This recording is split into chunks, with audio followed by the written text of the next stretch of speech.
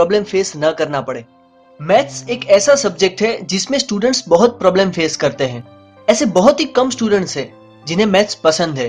वो बहुत ही इजीली 90 से ज्यादा मार्क्स लेके आते हैं, क्योंकि उन्हें सही टेक्निक्स के बारे में पता होता है कि मैथ्स में अच्छे मार्क्स कैसे लाए जा सकते हैं। आज जो टेक्निक्स मैं आपको बताने वाला हूं, उसी टेक्निक्स का यूज करके मैंने 10th स्टैंडर्ड में 96 मार्क्स और 12th स्टैंडर्ड में 99 मार्क्स लाए। हम जो भी बात करेंगे वो सारी प्रैक्टिकल बातें होगी। तो अगर आप सारी टेक्निक्स को अपनी स्टडी में यूटिलाइज करते हो तो आपको जरूर फायदा होगा। इसीलिए मेरी एक छोटी सी रिक्वेस्ट है कि इस वीडियो को एंड तक देखें ताकि आपको पूरा फायदा हो सके। सबसे पहली टेक्निक है understand basic principle and concept.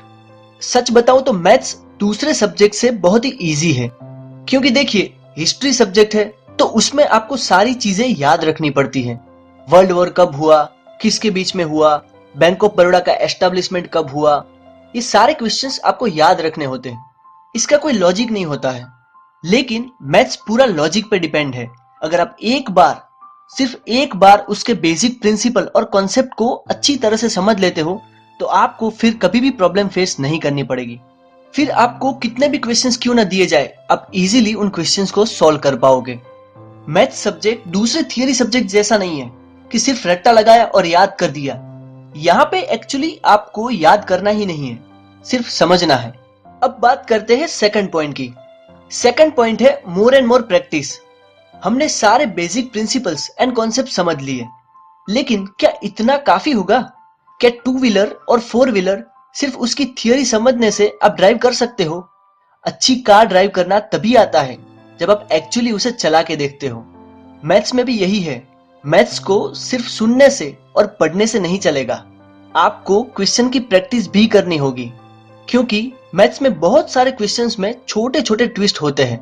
तो आप जब तक क्वेश्चन नहीं सॉल्व करोगे तो उन ट्विस्ट के बारे में कैसे पता चलेगा?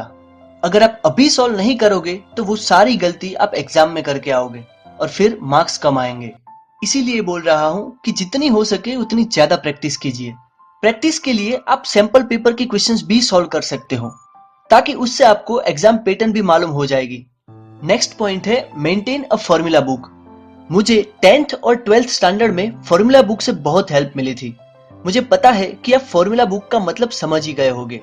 फॉर्मूला बुक यानी जो भी चैप्टर आप समझते हो उस चैप्टर के सारे फॉर्मूला एक बुक या डायरी में लिख दीजिए, ताकि एग्जाम के दिन और एग्जाम के 4 या 5 घंटे पहले आप सारे फॉर्मूला रिवाइज कर सको। कई सारे स्टूडेंट्स ने फॉर्मूला बुक बनाई भी होगी, ये बहुत अच्छी बात है। लेकिन अगर आपने फॉर्मूला बुक नहीं बनाई है तो कोई देर नहीं हुई है, आप फॉर्मूला बुक बना लीजिए।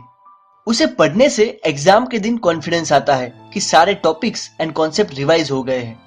एग्जाम के दिन आप टेंशन फ्री रहोगे, आप मेंटली स्ट्रांग रहोगे। सो फॉर्मूला बुक बनाइए। नेक्स्ट पॉइंट है study in distraction free environment. Distraction free environment का मतलब है ऐसी जगह जहां पे आपको कोई डिस्टर्ब ना करे और आप स्टडी पे फोकस कर सको। मैथ्स एक ऐसा सब्जेक्ट है जिसमें आपको बाकी सब्जेक्ट से ज्यादा कंसंट्रेशन चाहिए। अगर आप डिस्ट्रैक्शन फ्री एनवायरनमेंट में पढ़ते हो तो आपका कंसंट्रेशन अच्छा रहेगा। कोई आपको डिस्टर्ब ना करे ऐसी जगह पसंद कीजिए। सो ऐसा टाइम और प्लेस लीजिए कि आप अच्छा फोकस कर सको। स्टूडेंट्स, ये 4 बातों को अपनी पढ़ाई में यूटिलाइज कीजिए, आपको इससे बहुत फायदा मिलेगा।